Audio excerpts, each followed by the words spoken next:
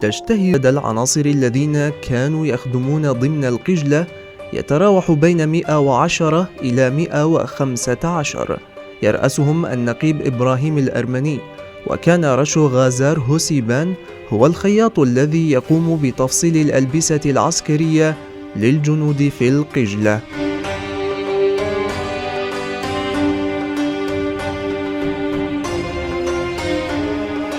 وكانت تشهد صباح كل يوم مراسم تحية العلم الفرنسي ورفعه في أعلى المرصد، ومن ثم يقوم أحد الجنود بمبدأ مراقبة الحدود من خلال منظار يتيح له رؤية كل المناطق المحيطة من حوله، وخاصة الحدود التركية من أعلى المرصد.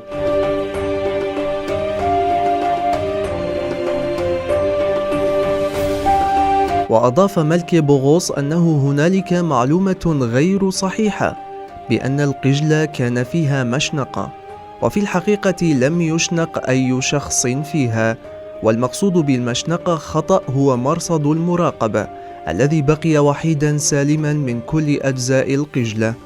ويذكر أيضا أن عزيز شاشان وافق روايته بأنها لم تستخدم كمشنقة، بينما في الجانب الآخر تتواتر الروايات بأنها كانت مشنقة وحصلت فيها حالات شنق، ولكن يقال بأنها تبقى ضعيفة جدا.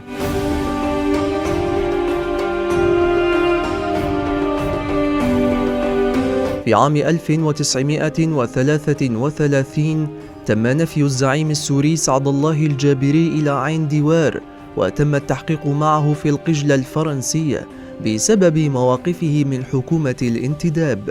أهمل هذا المعلم واستعملت أجزاء منه لأغراض البناء وتربية الحيوانات، وبنت الدولة السورية بالقرب من القجلة مركز التجنيد الخاص بمنطقة ديري.